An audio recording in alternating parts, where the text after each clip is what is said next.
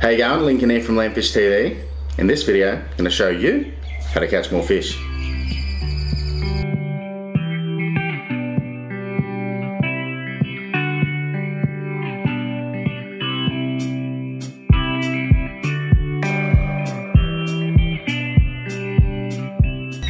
So we all love it when we're out there fishing and we finally get a bite, but then we miss it. So what I'm going to show you is how to rig up what people call a stinger hook or an assist hook. A couple of simple little things you can do that will help you catch more fish. Another one for the treble.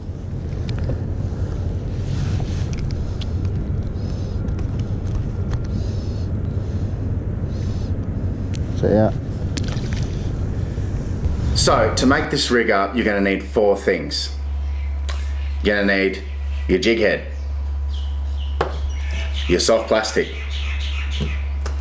treble hooks, and leader. So this is a pretty easy rig to actually make.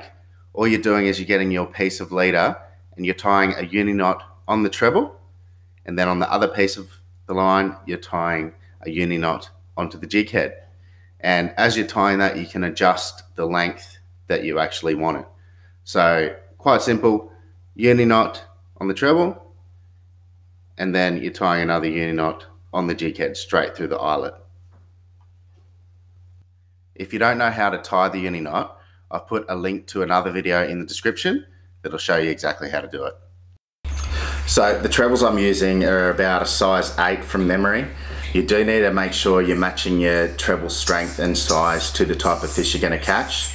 What I've rigged up here with the leader and the treble hook I've got is I've matched it to the pinkies and the flathead and that size of species that I generally catch down here in Melbourne. So if you're after those bigger fish or something that's smaller, you need to upgrade or downgrade the treble you're going to use. Bit of a lighter coloured one. Well, you give me a jacket to follow right now, I don't get that.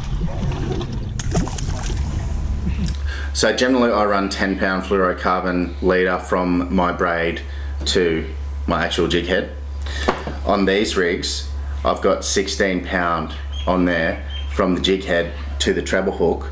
The reason for that is because when you're running this rig, most of your fish are going to be caught on that little treble hook, so you don't want to have to basically keep changing that over. You want it to last a bit longer, because when I'm generally running 10-pound, if you catch a couple of flatties or a pink, you might tear it up a bit if they swallow it, and you've just got to change your leader or cut that bit off and retie.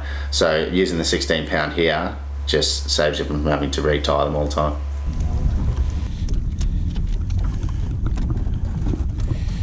On the stinger hook. Oh, yeah.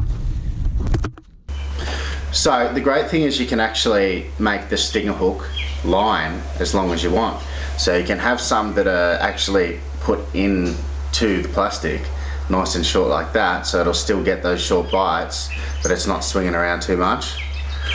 Or then you can have the maximum extreme way of doing it and have that treble hook coming out even past the plastic. Now I found it doesn't affect the tail action on the plastic too much, but it's just there at the end so that the fish will be able to grab it as well. Then you've got your midway point where it's pretty much exactly where the tail is. So then anything that has a go at that tail is pretty much going to get hooked up. A couple of different ways of doing it. It comes down to personal preference. I've been running the ones that are just at the tail or a little bit past the tail, so then I can pick up all those short bites that I'm getting at the moment. Once again you can see that it's pinned in the mouth and the trailing hook has got it as well. A little bit bigger, but we want something twice the size of this. I've put these stinger hook rigs to good use recently on the pinkies and up to snapper size around the bay. Went out on the kayak and on the boat, which you've seen, and smashed them. They were short biting to the back of the plastics, and at points they were like piranhas and tearing it apart. So I wanted to get in there and get them before they got me. So started using this little rig again. If I was just going for flatties or I was in a good patch of flatties, I'd actually either have another jig head on or I'd cut this off. Because especially with worm style plastics like this, the flathead actually engulf them all the way and sometimes have half the lure in their gut. So you can imagine if you're hooked up with a treble hook in there, there would be no releasing that fish. So you just gotta make sure that you change your jig heads and little rigs like this to suit the conditions, because otherwise you're not going to be able to release those fish. And it's just something to keep in mind when using something like this, that these hooks get it stuck into everything, even me. Scopped that one.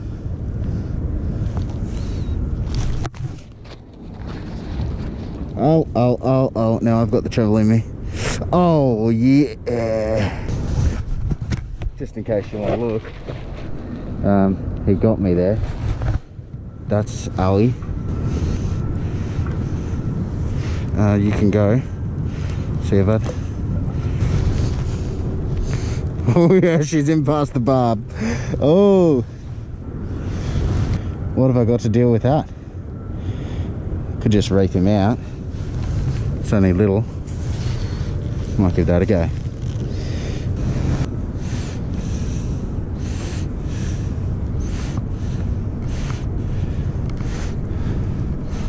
Oh, got him out.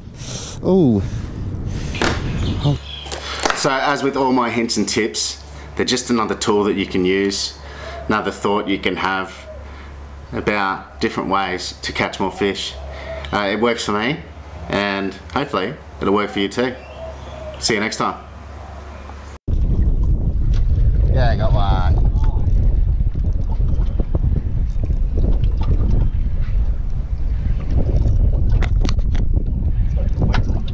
What's going on there, mate? I can't find my rod in, mate. Scared of the